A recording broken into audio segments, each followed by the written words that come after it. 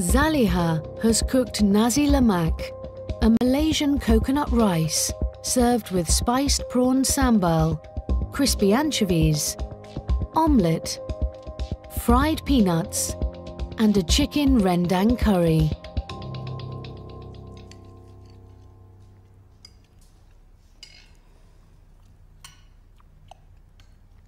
Like the sambal with the sweet prawns, because the sambal itself is sweet.